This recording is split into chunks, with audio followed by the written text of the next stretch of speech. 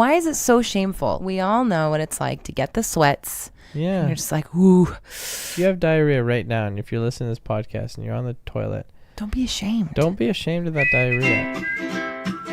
Sorry about this one, everybody. It'll get better, I promise. Man, I'd love a bidet.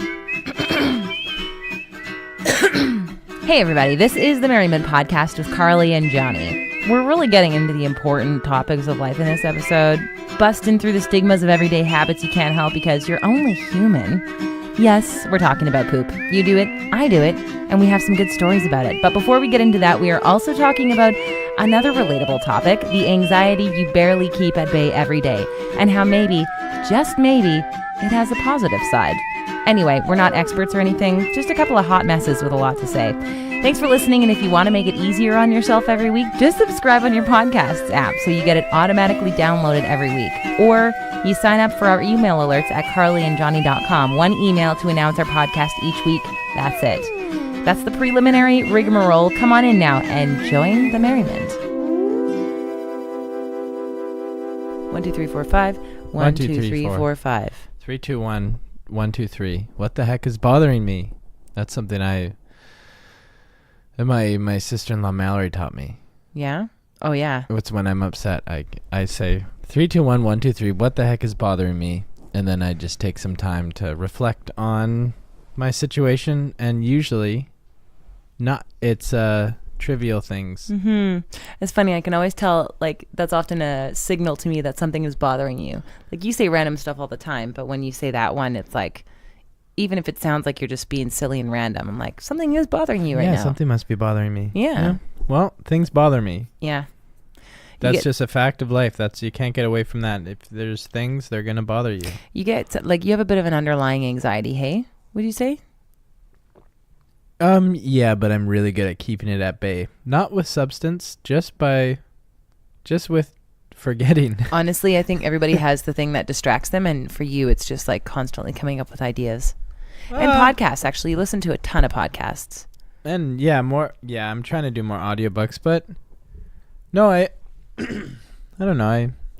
We've talked about this before. I genuinely just don't think about a lot of things that I should think about. Only when I smoke pot, and then I smoke pot and I'm like, oh no, we need a safe. I need to pay more attention to my banking. I need to keep a better schedule. Mm-hmm. And that's all I think about when I smoke pot. It's interesting because we were just talking to somebody who was vaping for a while with like the cigarette juice, and they said that they ended up failing a course in university because they weren't attending very much, but they thought it wasn't a big deal because they weren't anxious about it, because basically they were smoking this, or they were vaping in order to help their anxiety. They had an anxiety problem, and so since they weren't getting anxiety anymore about not going to this course, because every time they felt anxious they would vape, they didn't go. And that anxious signal of like, this is something you should be thinking about, maybe you need to pay attention to this and be more diligent, that signal was turned off every time this person vaped. And so I was thinking about that. I was like, man, anxiety does actually serve a purpose. Like, stress and anxiety, we become so just like opposed to it. Like, oh, I don't want to feel stressed, or I don't want to feel anxious about this. But sometimes, as opposed to just trying to make it go away by treating it with something, it's almost like we need to get to the root of it. Like, what is it that's causing me to feel anxious right now? Yeah, and for me, it's just facing certain things, like writing invoices. I hate writing invoices. I hate just it. Like getting shit done. Yeah, getting shit like paper pushing type stuff where I just have to do paperwork. I hate it. Administrative stuff. Yeah, and it's even for things like, oh, this is going to make me $1,000 or a couple $1,000 by just typing out this piece of paper, the work that I've already done, and sending one email. Mm-hmm. And then I just avoid it. I don't know why. Classic example. Right now I have an email in my inbox from last week about from a client that was like, oh, hey, how can we pay you? Oh, how can we pay you? And I haven't responded. Oh my goodness. Isn't that horrible? I can't believe I'm admitting to this. No, it's not. It's not something to be like ashamed of. We're just sharing, the things that make us anxious, which I totally relate to that though. Like I was thinking to myself today, this is what I've been doing lately. I once a week am writing an article about people who have totally gotten their shit together in life, gone to this like tech academy and turned their life around, and it's a success story. So every week I'm telling these inspiring stories of people who got their shit together and like are living or on their way to their best life right now, and they're feeling great. So sometimes I'm like, oh man, these people are like striving to their best excellence right now. Like they're pushing themselves to their limits and they're feeling great about it. And I think that that's where a lot of human anxiety comes from in the Western world these days, is when we're just not pushing ourselves enough. When there's like, there is more diligence that we could be doing that could make us feel great, but we're not doing it because we've got a lot of comforts that are distracting us instead. Well, for me, I do push myself a lot, but just I don't do the housekeeping. Right. It's not well-rounded. Yeah, I'm not up to date with my housekeeping. Yeah, true. I have a lot on the go. People push themselves really, really hard, as well as having this anxiety, but maybe it's just not in the well-rounded sense of like covering all your bases. Yeah. But on that thread, I was thinking, I'm like, man, I've always felt like I'm the jack of all trades, master of none kind of thing. Mm-hmm. And with doing this writing every week, I'm like, okay, so I'm taking similar stories where it's somebody who, didn't know exactly where to point in life yet, or something happened, whether it's like they're overeducated and underemployed, or, they're doing one thing and they're like, no, this isn't the right thing for me. And now they don't know what to do. And it's always that they went to this tech academy for whether it's like digital marketing or web development or, UX design. And then they just are totally activated. They love their experience. And then they get a job after, type of thing. And in doing this similar stories every week, I'm being challenged to like really find what makes these stories so different from each other, as opposed to just like falling into the same, structure every single time. Like, oh, person had this problem before school. Then they didn't know what to do. Then they found this tech academy and it solved their problems and now they're happy. Like it needs to be more than that. Right. And it's highlighting for me that I just like, I want to strive for excellence in what I do, which is right now primarily writing. And I'm like, how to write a book? How do you do that? Well, no, I mean, I need to learn more still. I need a mentor, maybe take some, find a workshop to go to, like the further learning thing. You know what I mean? I'm not an island here. Like I can't just only learn from my own work and my own mistakes. I need feedback. I need people to teach me more, or, even if I'm just watching YouTube videos or doing tutorials, but like, it really is making me realize I want to actually hone my craft by learning, not just practicing. I've got more to learn. Oh, well, I think a little column A, column B, right? You learn experience learning or experiential learning. Yeah. Like they complement each other. Yeah. That's what I'm getting a lot of with this job that I'm currently working at.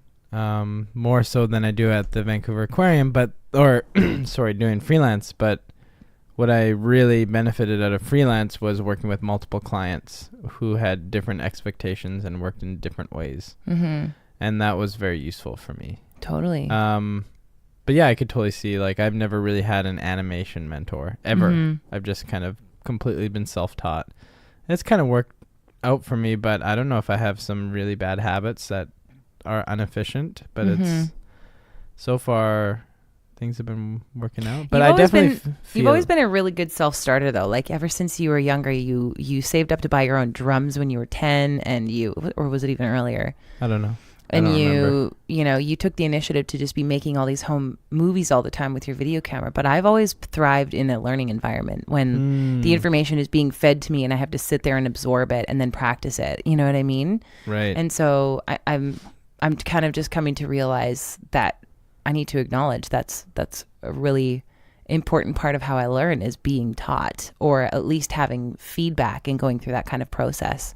So how do we do that now that, that your time has been cut by like 70%. Yeah. Well, I have evenings now, right? I could do a course in the evenings.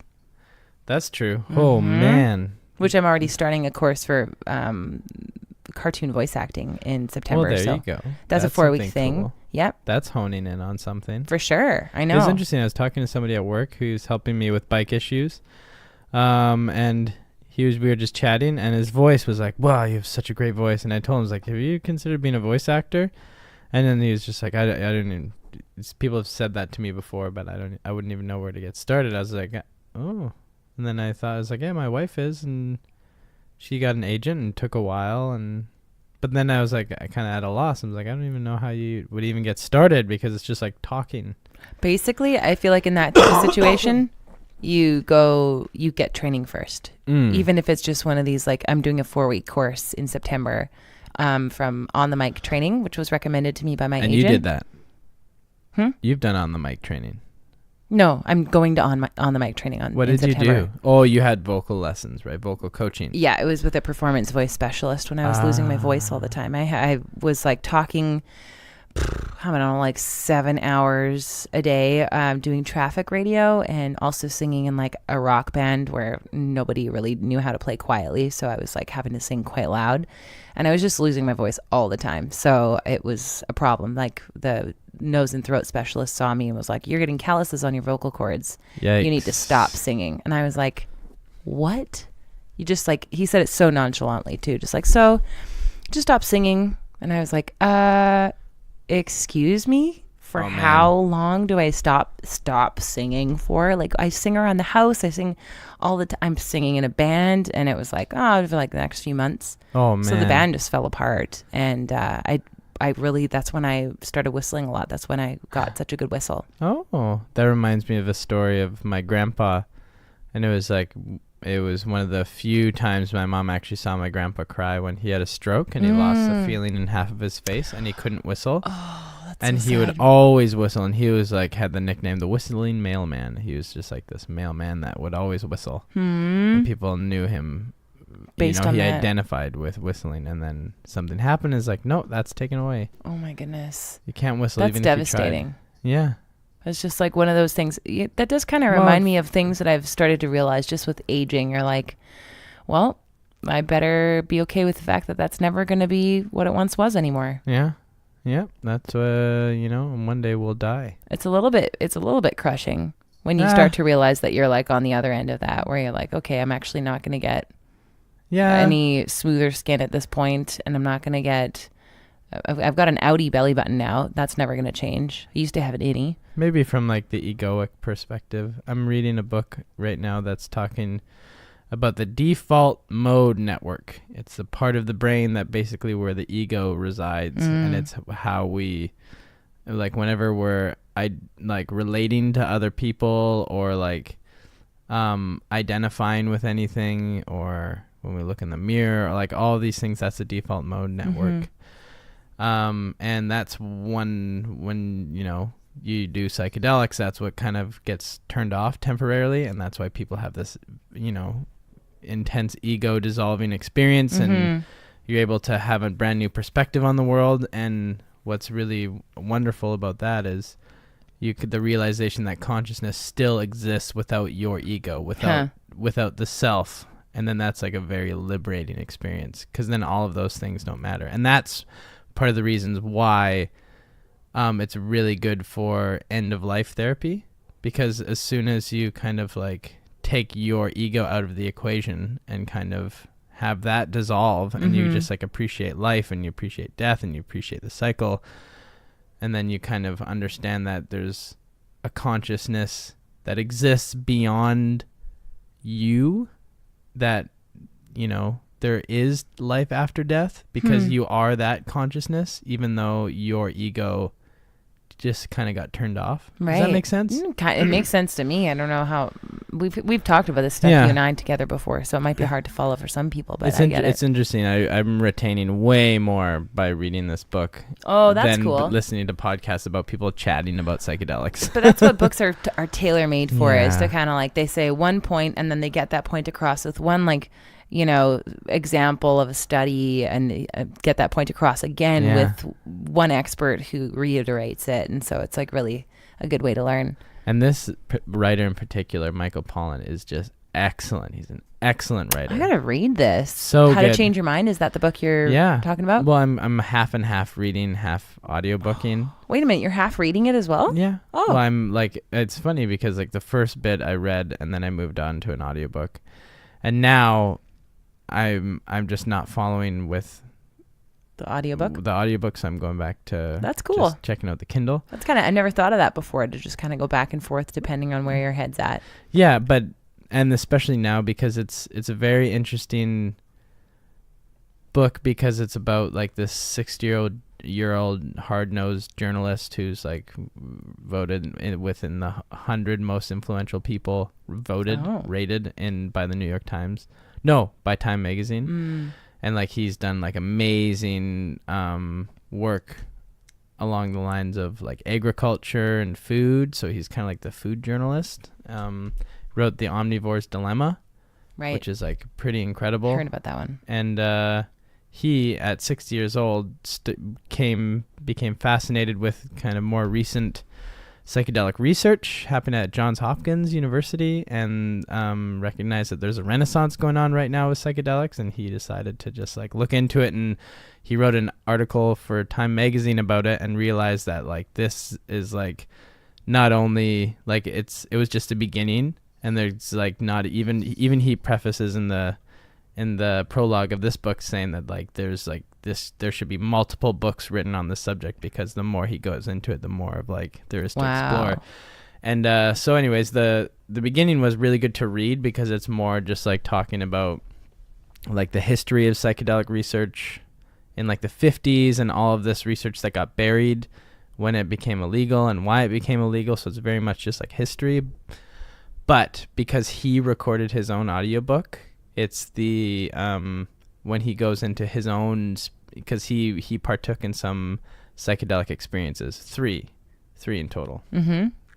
Or was it? Yeah, it was 3. It was LSD, psilocybin, and 5-MeO-DMT. Oh, like the toad. Oh, okay, yeah. So poisonous toad that they get secretions from, and then the venom from the toad produces some of the most potent psychedelic experiences. But it was really cool because hearing him talk about it, him reading it from his own account, from these like intense ego dissolving experiences, was really, really incredible. Oh, there were 4 experiences. Sorry. But it was really amazing, and like how it's actually meant for older people. I think we've talked about this before, because that's just like, it's all about kind of like resetting your way of thinking, and like the grooves in the snow that just keep getting reiterated over and over, and it kind of flattens the snow again. And it's actually not really meant for the generation, like the younger generation, because it's so ego dissolving. And that's where you can get the real benefits from it. But at like when you're a teenager or early 20s, you haven't really established yourself that much, and so like what is there to dissolve? Interesting. What I was thinking too is, switching gears a little bit, it would be so interesting, I think, to see how different a lot of media would be, like talk shows and reality shows and things like that, if they were taking something like psilocybin that dissolves their egos. Because think about how much entertainment we get from people who are so, I don't know, they've got that showman's quality, which oftentimes comes from the kind of ego part of the personality. Right. I wonder how different that would make things if they had their ego dissolved by mushrooms while they were doing something. Like say, for instance, if we were to take some psilocybin and then do this podcast. Well, it always comes... Yeah, well, it'd probably be incoherent, or just like, well, it was platitudes that would keep coming up. That, like, do you know what a platitude is? A platitude is like a Hallmark card, just like things like, all there is love. Things that we've like heard that are kind of like these they're truths, but they're so cliche that we kind of write them off. Hard to connect with them. Yeah, those come up a lot. You know, these like deep, profound truths that like everything, all there is love, just like become like really resonate. Suddenly you're like, oh, that's what the Beatles were doing. Yeah, right. And then so like that's that. I think it would be a conversation like that, and really hard to, identify with, because we don't have. If you're, having an intense experience, it would be. Yeah, it's interesting actually. Like I have had that experience before where you feel something so profoundly that you are expressing it to somebody, and you think like this is such a huge revelation, and that by just saying it to somebody else, it's going to impact them too. But if it's not hitting them in the same way it's hitting you, then it just can like fall flat. Yeah. Yeah. Yeah, absolutely. And that's, Here we are. That's why it's really good to have... Episode, what is this, 23? 23, yeah. But that's why it's really good for, like, psychedelic experiences to be conducted with, like, a proper, like, a professional. And there's a lot of, like, underground people that are, like, risking their freedoms because they believe in that type of healing. And they, like, walk you through it. And they protect your physical body. And they like always remind you that you're safe, and they like provide a very safe place for you to like reflect and talk about everything. And yeah. Anyways, getting sweaty around here. Yeah, it's hot in this house. Hot. Speaking of hot, we booked something today, which is so exciting. Oh man, I don't know. I feel kind of ashamed. Is this weird? No. I feel ashamed that we booked a vacation to Hawaii. Don't feel ashamed. Actually feel is like so stoked about it. I am super stoked. I'm maybe ashamed. I shouldn't say. I feel a little bit sheepish because I don't know. I came from a family of 5 kids, and not having socks. Not because we couldn't afford. You always socks, talk about that. It was a big thing. It's so funny. Going to school with no socks on. There was a mean girl that made fun of me for it. But it's not like you couldn't afford socks. It's because there's like 5 kids in your house and it was just chaos. Yeah, no, that's true. Probably because you couldn't find socks. Totally. But the point I'm trying to make is that like I was not raised, like you said, oh man, my family wasn't very, like we weren't very well off. We had to shop at Winners. I'm like, oh, Winners? Lucky. Kmart. That's where we got to shop. Or, I mean, most of the time I didn't get a lot of new clothes. It was like a lot of hand-me-downs. So that type of like perspective has been very ingrained in me. It's like, I don't know. I just don't feel very comfortable being in the like upper echelon as far as like what people can afford. And we were looking for people to join us on this trip, and realizing that most of our friends and family couldn't afford to join us was like a really crazy realization. Like, oh my goodness. Well, we are those people that are like... I wouldn't say most. Like for some people, it was just timing that couldn't do it, right? Maybe. Yeah. No, that's true. Yeah. Like that was a really big issue, with my parents and siblings. Right. Because they would come, if they could. Yeah. But, through various reasons, they can't. Because my siblings are going to Mexico.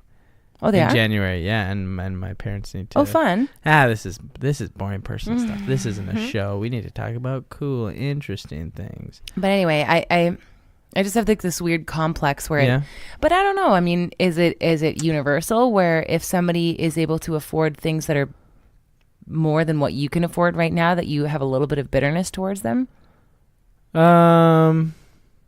Not that or I can like think it puts of. them in a different light to you. Like, I don't know. I have this weird aversion to being in a less relatable light to people when we are able to, take some savings and put it towards a trip. You mean only less relatable to people that can't afford things? Because we're less relatable to rich people too. Yeah. I don't know. I don't know what it is. It's just like a weird feeling about not, I don't know, wanting to feel better than. See, it's funny. My feeling is like, I was talking to this with somebody about today. It's like we're so fortunate to live in a free society in this day and age that we have choice and we can do this. So why wouldn't we do it?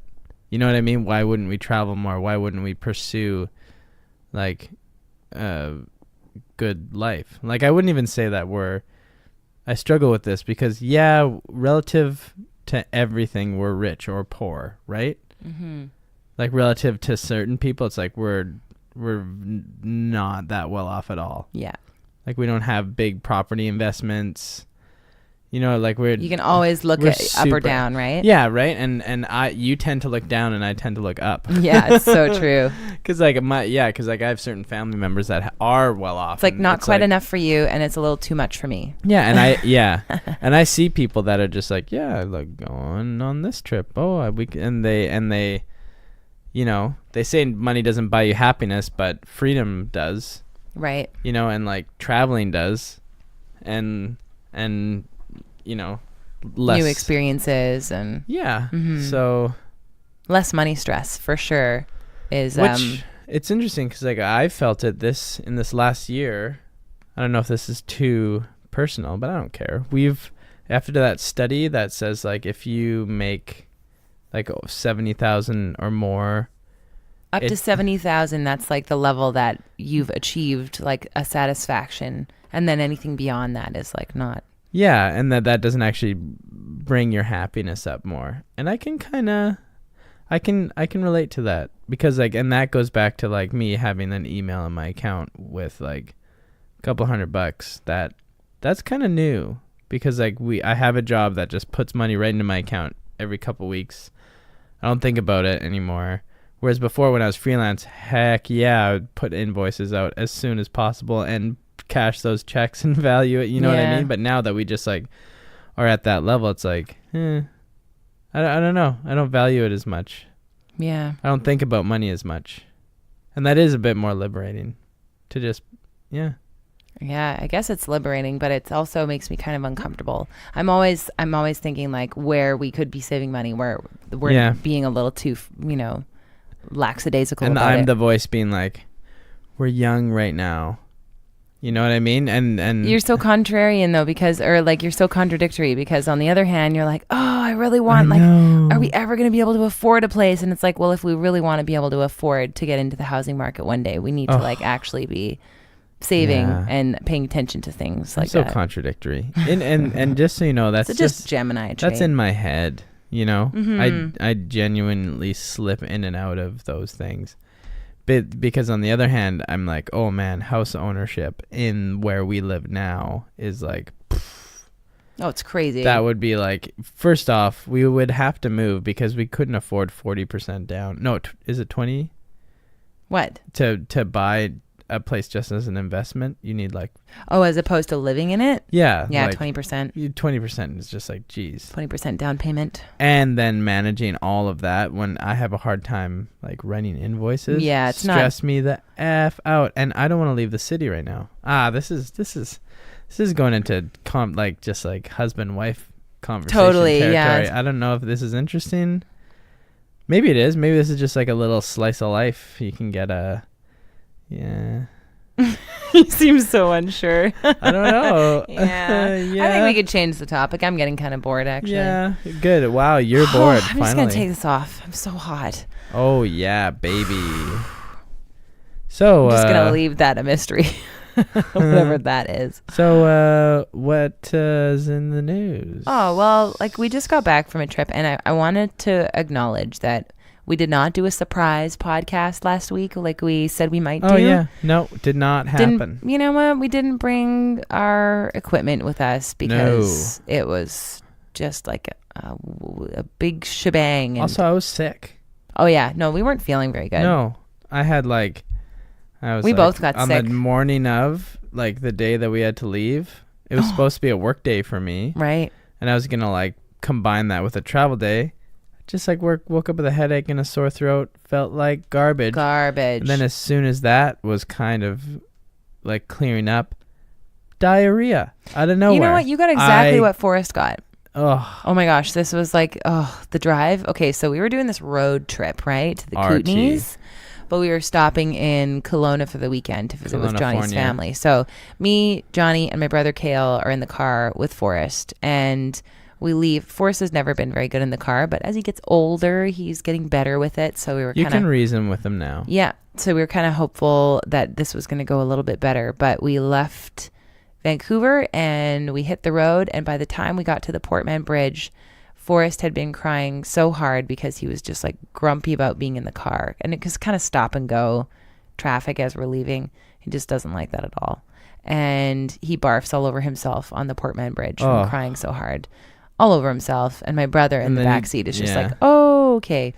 That's the worst, by the way. When your kid is crying and you're just like a little bit just like so frustrated because you're in a car and you want to communicate to them. And that's like, there's nothing we can do about it. We're on a bridge. We can't pull over. And they're like choking on their tears. Oh my gosh. Like, so frustrating. But I also am looking forward to when he can communicate. If he can be like, the strap is cutting into my neck right now or something, like what is it? Or I'm really sick. I feel like I'm going to throw up. Okay. You know what I mean? Like if they could just tell us these things. Or, I'm so bored. I'm bored to tears. Okay, well, what do you want? Do you want to read a book? No. And you know what? You can talk to them about it. We got to remember that time is different for when you're young, right? I always use the example of Christmas. Oh, yeah. Christmas now comes and goes so fast, and it's like 2 months till Christmas. We'll be like, like October, it's just like, oh, crap. Christmas is coming. Yeah. And then...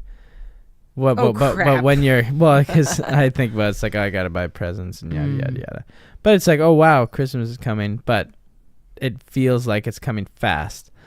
But when you're a kid, like 2 months out is an eternity. Yeah, it's so an eternity. It could be once Forrest is able to communicate about his woes in the car, it's just gonna be like, I don't want to be in the car anymore. I feel like I gotta finish what I said, so it wasn't sounded random. And then so like little car rides that seem fast for us, because like I even remember road trips from Kelowna to Vancouver to be forever long, but now that doesn't even seem that long. Totally. So Forrest barfed on himself on the bridge. So this was kind of like statistically a little bit of the road trip from hell, like a very hairy road trip. So he barfed on himself on the Portman Bridge. We had to pull over like on the other side of the bridge, which by the way, this bridge is only about 20 minutes from our home, maybe a half hour with the traffic. 20 minutes. So we hadn't been driving for very long before he like cried so hard he puked. So then we have to pull over and like get him cleaned up and let him run around a bit, whatever. So then we drive, and he didn't cry as much. Hey, Kale just had to really work hard to keep him entertained and, play him a bunch of good music, and Forrest was pretty happy with that. That was our lifesaver on this road trip, was Forrest listening to music. And then we get to Merritt. We stop, I think, for gas or something, potty. And then we hit the road again, and we're talking about people's insurance running out, and we were like, man, oh my gosh, who does that? Who lets their insurance run out and just there was drives? A certain scenario where somebody told us that their insurance was, they couldn't afford something and their insurance was something along that line, and we were like, who does that? Who would even risk not having insurance? You said that. I said that. And then all of a sudden we looked at each other and we were like, oh crap, our insurance had expired more than 2 weeks ago. We were the people driving without insurance. What the heck? That was so embarrassing. It was ridiculous. Like, okay, but I know what happened. It's because we had talked a lot to each other about getting the insurance renewed. It was tricky because the insurance is under your name. And so you're at work all the time. And so I keep being like, Johnny, we got to get this insurance renewed. And we keep thinking we've got some time. On the weekends, we're doing fun stuff. We're not going and doing that. And so we talked about it so much that it was almost like we did it. Wow. But we never did do it. No. So we had to turn around and go back to Merritt so that we could go to an insurance company and get insurance right there. And that was 2 weeks of like gambling with our future, because if we would have gone into like an accident, it would have been thousands of dollars out of our millions. Pocket. Well, depending how big it is. If it was just a fender bender, somebody could have just... Oh, yeah. And it was, even if it was their fault. Oh, yeah, for sure. We wouldn't be covered. No. Okay, so that happened. We got our insurance, and we were like, thank goodness. So we take the 97C all the way to Kelowna. We were making it pretty good, and then Forrest starts to get upset and start wiggling and stuff. And he, by the way, I should mention... he was struggling with diarrhea for like days leading up to this. Oh yeah, bad diarrhea. Bad. That's like I was actually pretty troubled about it. I was like, okay, kid, like, are you going to die of dehydration here or something? What's going on? So anyway, he had only had one, like, you know, diarrhea poopy in his diaper. Oh my gosh, gross, disgusting. Turn the podcast off. She's talking about diarrhea. Turn it off. Anyway, so it seemed like he was getting better.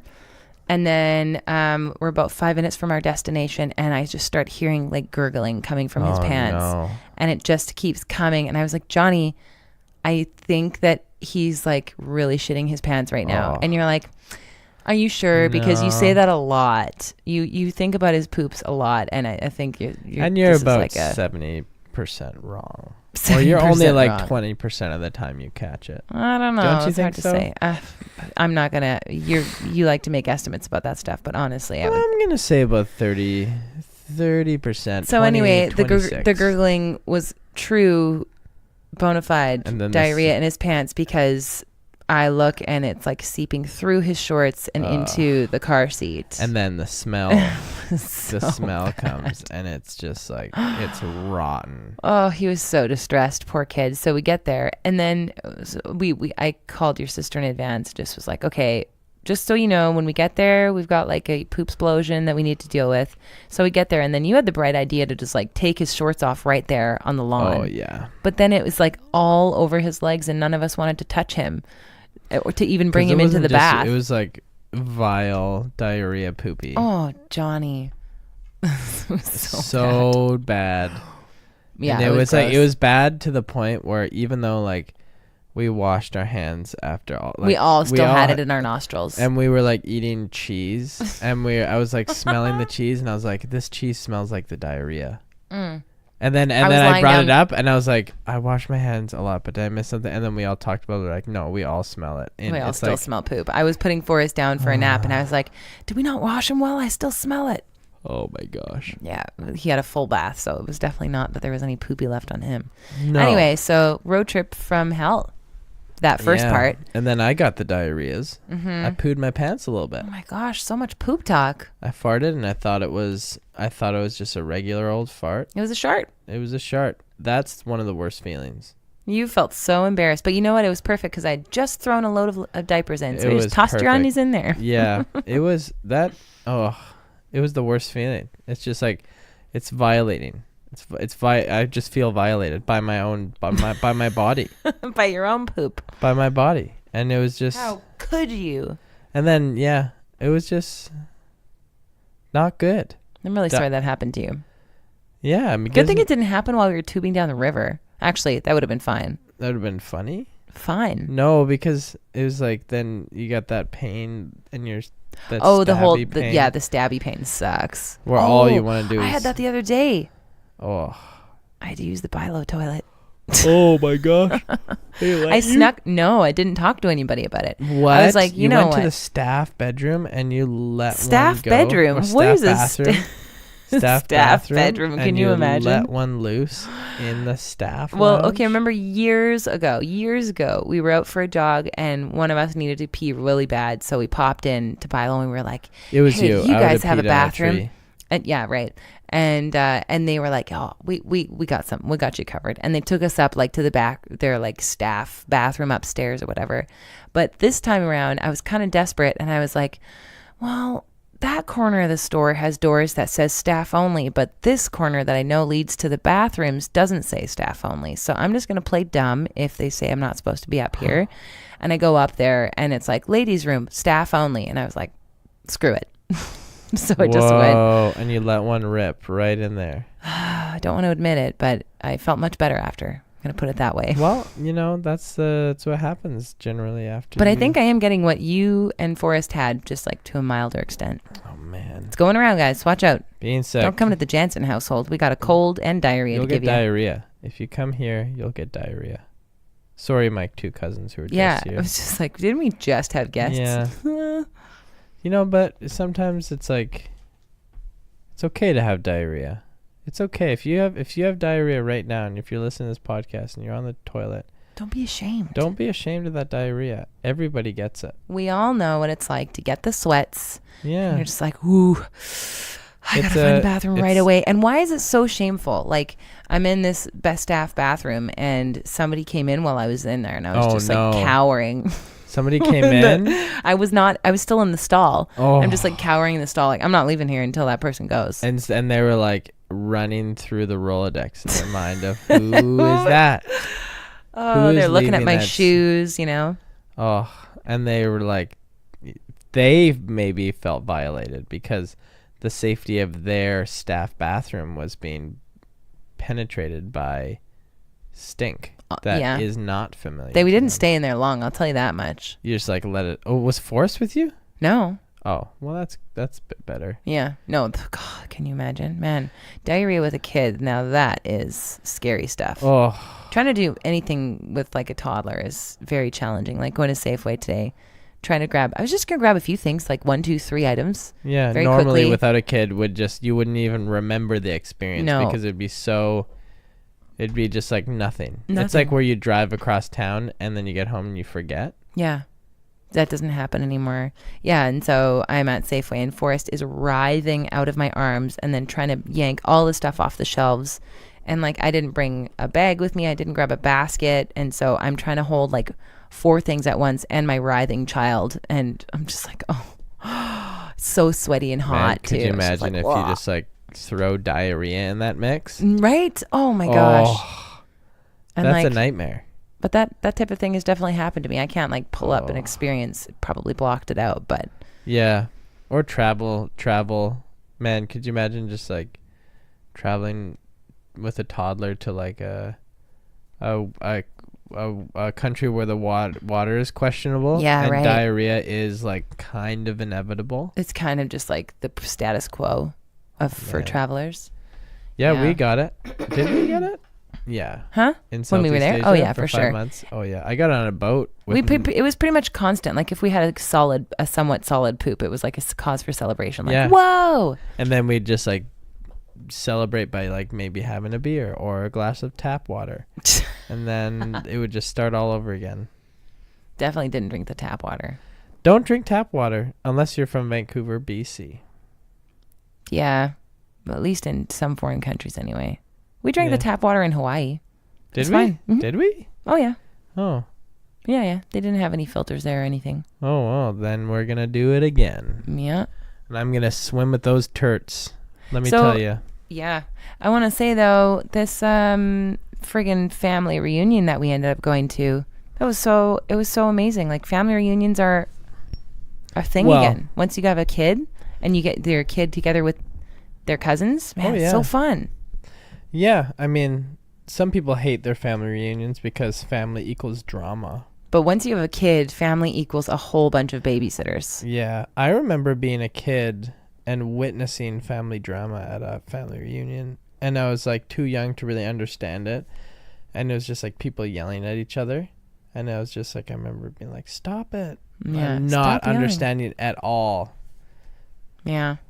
I don't know why I just threw a negative horseshoe. When I was just talking about having a whole bunch of babysitters in one house, right? Now that is a positive conversation. Yeah, you know what? It got to the point where it's like, if you saw a baby and look around and nobody's around, you're their primary caregiver for that moment in time until somebody else shows up. Yeah, I remember a moment where I was like, I think I was gone away from Forrest for like 10 minutes or more while I was like helping with dinner or something. And then I come across Kale, and Kale's dancing with Forrest. You know, I think he was just kind of humoring Forrest because there was nobody else around. He was the primary caregiver at the time. And I'm like, oh, hey guys. And then, you know, I'm standing around for like 20 seconds with him, and Kale's like, you got him? I'm like, okay, sure. He's like, see ya. It's like he purely was just there hanging out with Forrest because nobody was. And he likes hanging out with Forrest, but it was just interesting to be like, oh, like Kale was just waiting to be relieved because he had something to do. And so I just came across and it's like, okay, you know, like you just, it's a tag in, tag out system. That's great. That's a great system. And I just can't help but imagine, could you, like a commune situation where that's how you lived. Mm-hmm. It takes a village, man. It makes things so much easier when you have people around who actually care about your kid. Yeah. Who like to interact and play with them. Similar values. Yeah. And you all raise the kid. Probably raise a better kid, better perspectives. Oh man, I had so much fun playing with my nephew, Conan. It It was great. We were just like rolling bocce balls down the hill and watching him bang into the fence and then running down. He's like 6 months older than Forrest, so he's like going to be 2 in September. And just like, as he runs down the hill. And it's just like the things that you find interesting with a little kid is so fun. And they're all so different from each other. It's such fun with him. Conan's a crazy kid. In a good way. He has a lot of energy. No, he's... pulsing through him. He's so much fun. Yep. Kids are fun. This just in. Kids are fun. Yeah. Oh, man, I'm hot and I'm tired. I'm so hot. You know, what do you say we call it a day on this podcast today? This is going to be one of the shortest podcasts of all time. How long has it been? We didn't even have anything prepared for this. It's 45 minutes. We never have anything prepared for this. What are you talking about? Sometimes we have things prepared for it. You have like fun anecdotes to talk about. How about the fact I haven't had a shower today and I stank? Oh, that's a great this is like anecdote. The most disgusting podcast we've had thus far. What have we talked about? We've talked about so much stinky stuff. Yeah, but that's okay. You know, it's good to talk about poops and peas. You know, I think that not enough people talk about poops and peas. They pretend it doesn't happen for them. Yeah, or farts. Yeah. You know what? I've been learning to laugh at your farts instead of being grossed out of them. Thank you, because it's quite a double standard, actually. It is. I recognize it every time, and I just be like, it's funny if you let it be funny. Yeah, it's true. Farts. What else? Poops. Talked about that. No shower. Well, are we at a loss? Do we not know what to talk about? Honestly, the thing is that we had a really long ass day today, and I actually had expected we were going to have way more time for this podcast tonight. But then you got home really late, and Forrest went to bed like 3 hours later than he was supposed to. And I got home late because I upped my bike game. Oh yeah, you sure did. Yeah, I got like yesterday. It's actually pretty sexy, Johnny. Now that you can fix your bike a little better. Yeah. Damn. Hey, maybe one day you can fix my bike, and I can just I'll like fix your peer bike. over your shoulder and just be like, ooh. Not brakes though, just like changing the tube. Mm-hmm. Ooh, changing the tube, eh? Yeah, I'll put a new tube in there, pump it up with my portable hand pump. Wow. And I got extra tubes. Oh my goodness. If you need it, I got extra. That's super sexy. I actually count. It's gonna happen. Even the guy at the bike shop today, when I was like, buy me extra tubes, I can keep my bike. He's like, one day you're gonna be somebody's savior. You're gonna be that guy. And I was like, I would love to be that guy. I'm gonna be that guy. I needed that guy a couple days ago when I had to just like opt to bus home. Oh yeah, yesterday. Yesterday, because I was pumping up my tire and I pulled it out and the valve came out. Oh no. I was like, what? What the? Pissed me right off. Yeah. And so it pissed me off. Now I'm covered. I'm a bike guy. I learned how to take off the back tire. That's tough. I got a new bike. Did we talk about that? Well, you got a new bike. Way to go. Yeah. And so now we can go bike together as a family. You know, it's all these like cliche things that you end up loving to do once you have a kid. And I shouldn't say like the royal we now enjoy it, but maybe some other people are like, no, man, I hate my kid. I like to go out drinking still. Not really into me. Yeah. Not for me. I mean, you do you. I just know that hangovers with a kid, one of the worst things. It's not because, I don't know, maybe it's because we don't do screen time and we're just like, we've chose to parent a bit more hands-on. Mm-hmm. I mean, we use music a little too much more than we should. That sounds silly to say. But we don't rely on anything to like distract Forrest while we take a breather. Which is exhausting. But I mean, it's just what we've chosen to do. But where were you going with that? Look at that huge yawn. Oh my goodness. Where was I going with that? I was really curious where you were going with that. What did we say right before that? Shit, I forgot. Johnny, where is our head at right now? I don't know. We took a break and now our brains are scrambled. But what did I just say before? What were we talking about right before that? Oh, this is hilarious. It's bad because we have it recorded. I'm watching as our voices are being recorded, but I don't feel like going back in time. That's another thing. Retrospective things I have a really hard time with. Mm-hmm. Pictures, I like taking them, don't like looking at them. Sometimes when it's just like, oh, looking at our son. Mm-hmm. I don't like organizing our like past events. Not a fan. You just don't like organizing, though. That's for it. the most part. Yeah. Well, it's daunting. Like you like to collect a bunch of information, but you don't really like to organize it. No. Yawns. Okay, wait. I want to figure out what I was talking about. It was. I even forgot about what I just talked about. That Is that cheese. a fly? No. Oh, this is so boring. I hate it when you say that. You said it earlier.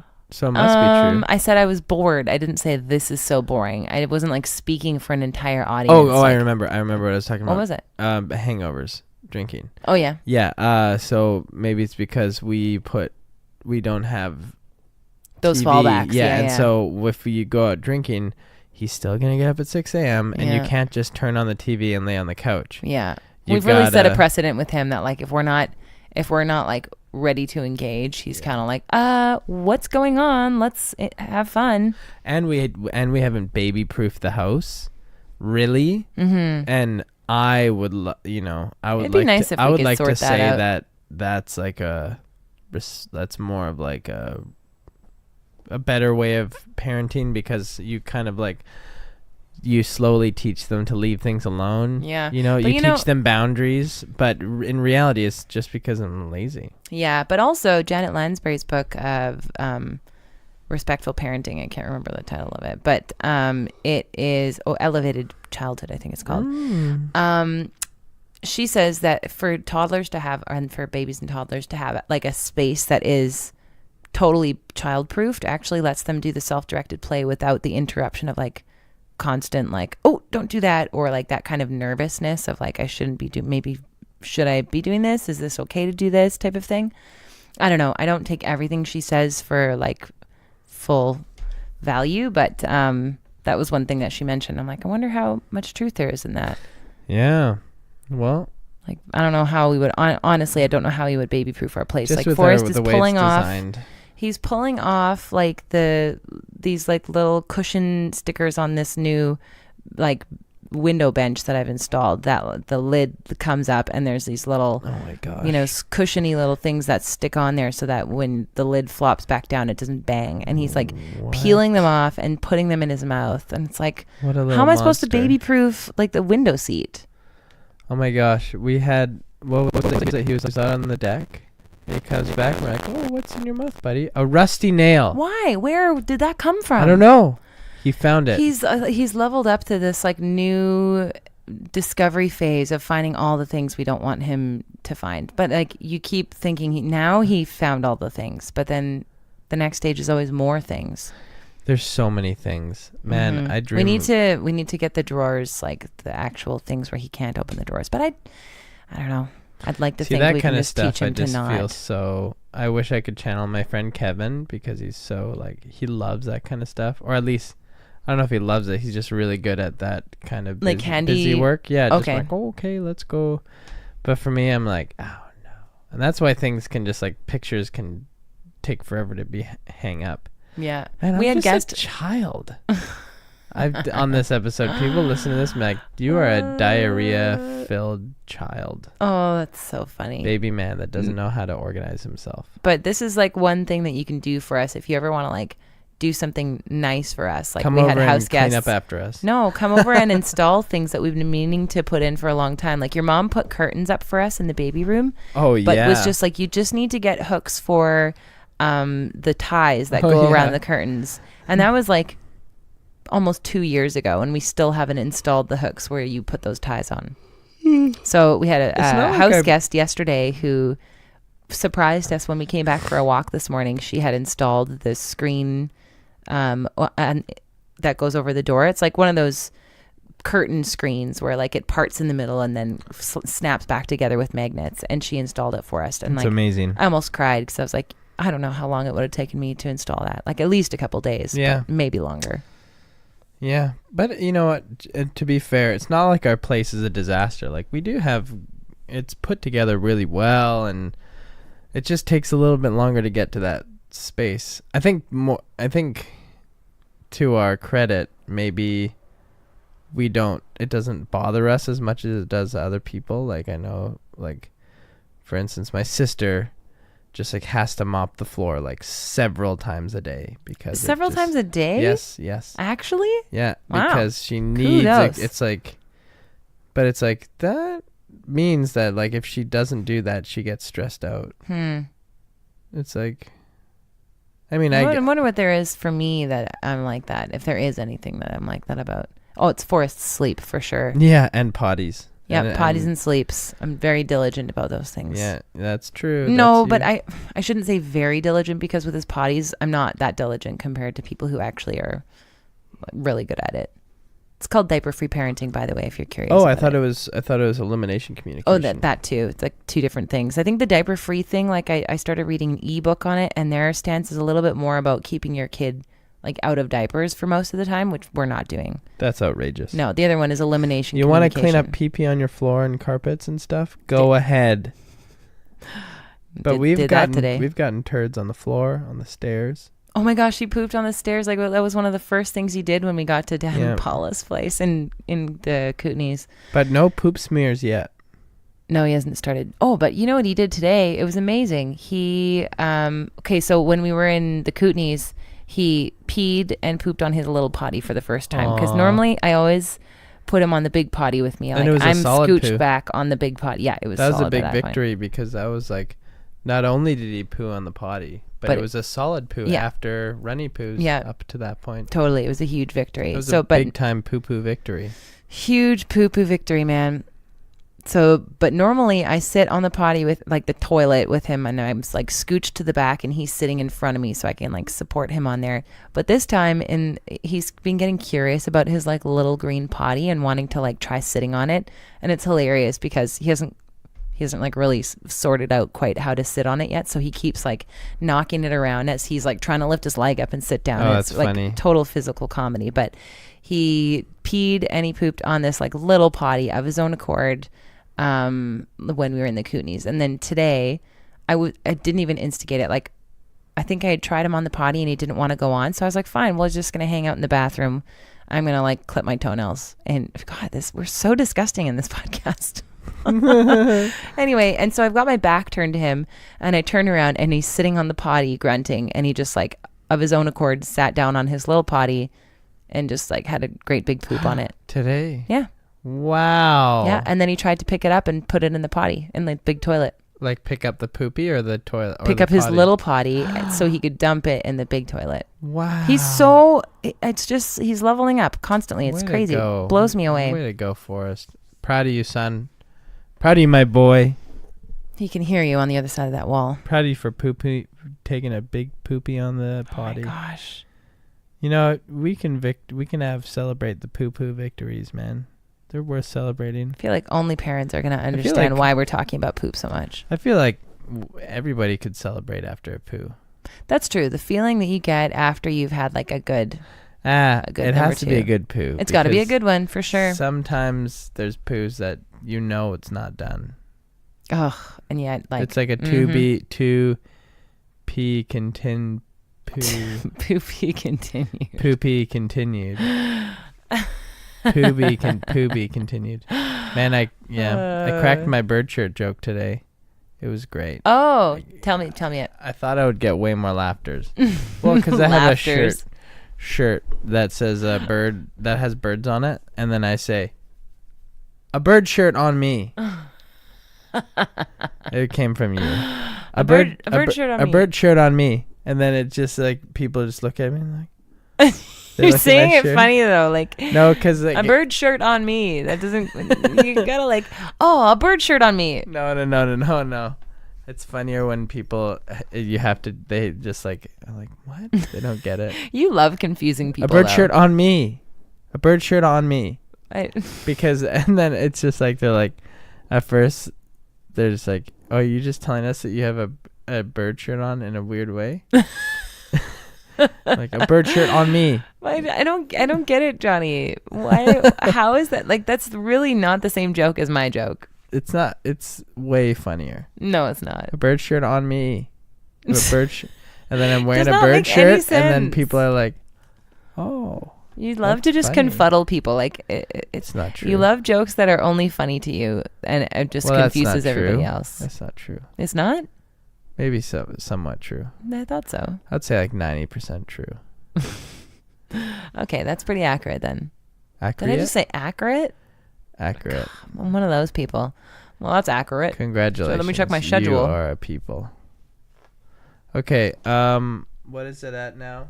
We don't need to like fill a quota here. Just like let's go until Absolutely we do. We have a very dedicated audience that relies on us to I'm be gonna consistent. do this. Plunk. What? I'm gonna fall down, dead, tired. Oh, but not. Okay. Well, that's it then. Ouch. We are done with this podcast. Well, I We're had sorry. a good time. We are really sorry. Sorry about this one, everybody. It'll get better, I promise. Next week we might have a guest. Shout out to Paula. Shout out to P. Shout out Mama P. And we know you're listening. Oh, I forgot to tell you, Paula, that dessert that you made, the ice cream on top of like the cookie bottom was freaking phenomenal. Whoa, so good. I kept meaning to say that. Did you have some of that? Shortcake? No. She made ice cream cake on the last night we were there. Oh, dang. Mm-hmm. Homemade ice cream cake. Whew. If you make homemade ice cream cake, you are another level. That's ambitious. Yeah. Tell me about it. Well, there was a like cookie crumble at the bottom with like oats. And it was insane. I had 2 pieces and then I had 2 pieces and then just like a bunch of like and then the bloat was like 4 inches after that. Pants not fitting well after that. Not a fun experience. But you know what? I feel like this has been an enjoyable podcast, and we might actually bring a guest on board next week. Well. To fill out the mix, you know. So when there's those awkward silences that we just had today, you know, maybe it's enjoyable. Maybe if you're listening to this, you gain some insight into our, you know, runny bowel movements, and can relate to us as humans because. You know, you may be grossed out, but you know deep down that you have had those experiences. And if that still grosses you out and the idea of... You just need to take a little bit more looks at your own poop. Yeah, and you need to just like not shame yourself for something, the most natural thing. It's as natural as eating. Isn't that crazy? Pooping is as natural and normal as eating. Because we are just food tubes. And we celebrate eating. Mm-hmm. But we don't celebrate pooping. Pooping. That's weird. You know, people actually used to handle their poop all the time, like way back in the... Yeah, and they didn't use toilet paper. They'd just scoop it out, and it'd be mainly like seeds and stuff. Well, yeah, and it was actually an important way to keep up on how your body's doing and what your health is like. It's just like handling your poop. Now what do? Put it in water, flush it down, and then where does it go? Into our water? That doesn't make sense. Why would we poop in our water? Yeah, why don't we poop It's supposed to compost. Yeah, why don't we poop in the forest? Yeah. Why don't we poop in our own hands and look at it? Let's all get compost toilets. But no, let's put it in like one of our most precious resources, water. Oh my gosh. We're crazy. Yeah. That said, man, I'd love a bidet. I would love some rushing water in my butthole after I'd taken number 2. Well, Southeast Asia really taught me the value of that. I always thought like, ooh, that seems so weird. No, man. But no, it's amazing, and you actually use less paper, and you feel cleaner. Like, you ever get that experience where like you just had a shower and you're like, man, now I gotta poo just after you've had a shower, and then you don't feel very clean all day long. But this way, it's like you constantly showering your butt. Yeah, it's like having and especially like on a really hot day. And you're like, I'm using this bidet for a few seconds too long. Oh, man. But only I know that. So it makes it okay. And you got a little too much enjoyment out of that. And you, listener, you know, you have an experience where you've done something that's maybe a few seconds too longer than it should have been. Too longer. Maybe this podcast is a little too longer. We're just, you know, this is just life. That's just how life rolls. Mm-hmm. Wow, you just really brought the level down. Yeah, well, we're past an hour now, so we can be finished. You just decided now. Okay, bring it down. It's like, no, I'm not even going to bother that reference. Come on. Nobody's seen the Jillian Michaels yoga meltdown video. No, you're like right. All of a sudden the music changes and it's just like, and you're like, oh, we're doing cool down now. She's like, okay, and let's bring it down. And this is like about like I hate Jillian Michaels. half a second transition from her being like, but harder, push, you want to feel it, and then like, okay, let's bring it down. I don't like that's what you just Jillian did. Michaels. Wow, that's a really mean thing to say about somebody you don't know. It's not no. I don't. You don't like know her. Yeah, but you can not like somebody and not know them, right? No, well, you know what? Ever since the pervs started coming out in Hollywood, I've realized I really can't pretend to know any celebrities at all. Yeah, it's I true. thought I really liked Kevin Spacey. I was like, I think I might have used the word love. Yeah, but that's so... That's so what? You dislike somebody and maybe they're actually a really nice person and you're right. You don't know them. You're right. And you like somebody who's a celebrity and they're actually a massive perv. Yeah, I don't know if I like celebrities. No, I don't know. You just don't like them based on the fact they're celebrities? That's also or dislike majorly them. Prejudiced. Like them or dislike them. I don't know anything. We just don't know enough, that's all. I know that I'm tired and I'm outthinking you on this one, aren't I? You're mad that I said that? No. You look so mad. I'm done with this podcast. We're okay, gonna take this conversation offline. I'm gonna have a cold shower. Yeah, well, I'm going to have that right after you. Why don't you just join me? Okay. Bow, bow, bow. Wow, wow, wow, wow. Okay, this podcast is so gross. And yeah. Good night. All right, well, can't say we haven't had a poop-themed podcast anymore.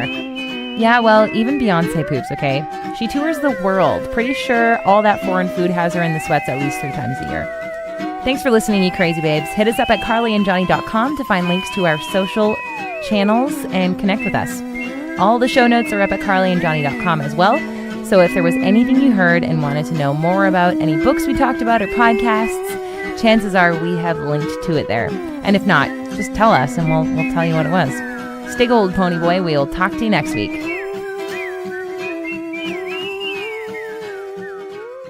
Your mother and I love you very much.